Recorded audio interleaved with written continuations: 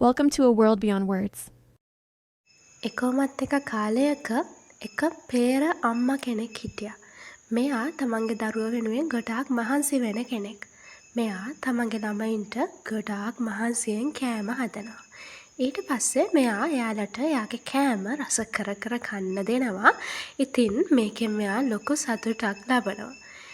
ඒ වුණත් ඇත්තම කිව්වොත් මෙයාට කන්න කොච්චර ආසාව තිබුණත් මෙයාට කන්න විදියක් නැහැ. ඒකට හේතුව තමයි මෙයා ගාව තියෙන්නේ ළමයින්ට සෑහෙන ප්‍රමාණයට කෑම විතරයි.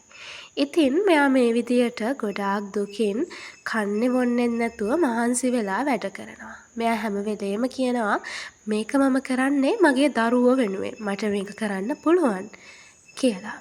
ඉතින් මේ විදිහට මෙයාම මහන්සි වෙලා වැඩ කරන එකෙන් මේ දරුවෝ ගොඩාක් හොඳ ප්‍රතිඵල ගන්නවා. මෙයාලා ගොඩාක් දක්ෂ විදියට පාඩම් කටයුතු වල නියැලෙනවා. ඉතින් මේ විදියට මෙයාලා ටිකින් ටික පාඩම් වැඩවල නියැලිලා ලොකු වෙනවා. ඉතින් මේ පේරම්මට ගොඩාක් සතුටුයි තමන්ගේ දරුවෝ මෙහෙම ලොකු වුණාම. ඉතින් මේ දරුවෝ කෑ ගහලා කියනවා අම්මේ අපි ලොකු වෙනවා කියලා. ඉතින් මේ විදියට කාලේ ගෙවිලා යනවා. මේ ළමයින්ට නගරයට යන්න සිද්ධ වෙනවා. ඒ වුණත් නගරයට යන්නේ අම්මව අර ගෙදර ඇතුලේ දාලා. ඉතින් මෙයාලා මේ නගරයට ගිහිල්ලා ගොඩාක් වැඩ කරනවා. ගොඩාක් මහන්සි වෙනවා. ඉතින් ඒ වුණත් මෙයාලට මහන්සි වෙන අතරේ තමන්ගේ අම්මගේ කෝල්ස් මිස් වෙනවා. ඒ කියන්නේ මෙයාලා තමන්ගේ අම්මගේ කෝල්ස් ආන්සර් කරන්නේ නැහැ. අම්මා පරණ දුරකථනයෙන් එක දිගට කෝල් ගත්තත් මේ ළමයි ඒවට උත්තරයක් දෙන්නේ නැහැ. ඉතින් අම්මා ඉන්නේ සෑහෙන දුකින්. එයාට තමන්ගේ දරුවොන්ව ගොඩාක් මතක් වෙනවා. එයා ළමයි එනකම් මග බලාගෙන ඉන්නවා. මේ විදියට කාලේ ගෙවිලා යනවා. හිතේ තියෙන දුකත් එක්කම අම්මා ගොඩාක් අසනීප වෙනවා. ඉතින් මෙයාට තවමත් මතක් වෙන්නේ එයාගේ පුංචි දොඩම් පැංච දෙන්න ගැන. ඉතින් එයාට තමන්ගේ දරුවොත් එක්කන් ජීවත් වුණු ලස්සන කාලය මතක් වෙනවා. ළමයි එක්කන් සෙල්ලම් කරපුවා, hina වුණු දේවල්, දරුවන්ව වැළඳගෙන හිටපු ඒ උණුසුම් මොහොතවල් මෙයාට මතක් වෙනවා. ඒත් එක්කම අර පුංචි දොඩම් පැටව දෙන්නටත් මේ සිද්ධිම මතක් වෙනවා. ඉතින් අම්මගේ ආශිර්වාදයෙන් මේ දෙන්නටත් අම්මා ගාවට ඉක්මනින්ම එන්න ඕනි වෙනවා. මෙයාලා තමන්ගේ පරණ ගෙදර හොයාගෙන යනවා.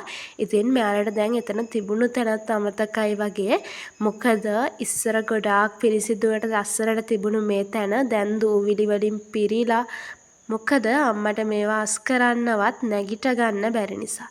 ඉතින් මෙයාලා තමන්ගේ අම්මව හොයාගන්නවා. ඒ වුණත් මෙයාලා අම්මව හොයාගද්දිත් එයා ගොඩාක් අසනීප වෙලා තමයි ඉන්නේ. අම්මට කෑමක් බීමක් නැතුවම සිහියක් නැතුව තමයි ඉන්නේ. ඉතින් ටික වෙලාවකට පස්සේ මේ දරුවෝ දෙන්නව දැකපුවම අම්මට ගොඩාක් පුදුමයි. ඒ වුණත් මේ අම්මා ඉස්සරලාම අහන්නේ පුතේ ඔයාලා කාලද ඉන්නේ කියලා.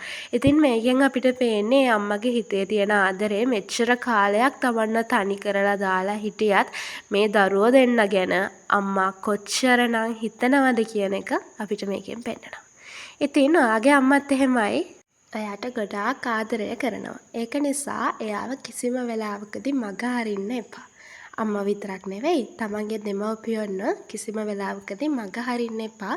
මොකද ඔයා කියලා කෙනෙක් මෙතන නැහැ ඒ දෙන්න නැත්නම්.